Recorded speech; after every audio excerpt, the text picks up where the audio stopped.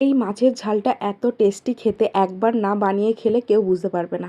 তো চলো, প্রথমে কড়াইতে সর্ষের তেল গরম করে রুই মাছগুলো লবণ, হলুদ আর লঙ্কার গুঁড়ো মাখিয়ে রেখে একদম হালকা হালকা করে ভেজে নেব, বেশি কড়া করে মাছটা ভাজবো না। তো এই যে মাছ ভাজা হয়ে গেছে, এরপরে ওই তেলেতেই দিয়ে দেবো কালো সর্ষে আর টমেটো কুচি, আর দেবো ধনেপাতা কুচি। একটু হালকা ভাজা ভাজা করবো। তো চলো একটা মশলা রেডি করি। তো এখানে মশলার মধ্যে লাগছে কালো সর্ষে, সাদা সর্ষে, দেবো হচ্ছে গোটা জিরে, গোটা গোলমরিচ, গোটা ধনে, দেবো যে যেরকম ঝাল খাবে সেরকম বুঝে কাঁচা লঙ্কা, দেবো বেশ কিছুটা রসুন, দেবো লবণ, দেবো অল্প পরিমাণে হলুদ, সর্ষের তেল আর অল্প পরিমাণে জল দিয়ে একদম মিহি করে বেটে নেবো। নিয়ে এরপরে মশলাটা দিয়ে দেবো টমেটো আর ধনেপাতার মধ্যে দিয়ে এরপরে ভালো করে কষিয়ে নেবো যতক্ষণ না মশলা দিয়ে তেল ছেড়ে আসছে।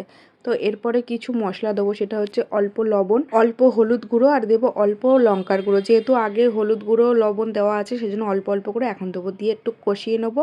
নিয়ে এরপরে দিয়ে দেবো জল পরিমাণ মতো। ব্যাস, এরপর জলটা টকবক করে ফুটে গেলে দিয়ে দেবো টমেটো কুচি, গোটা কাঁচা লঙ্কা আর ধনেপাতা কুচি। দিয়ে এরপরে ভাজা মাছগুলো দিয়ে দেবো। ব্যাস, এরপরে টকবক করে ফুটে এলেই কিন্তু মাছটা একদম রেডি।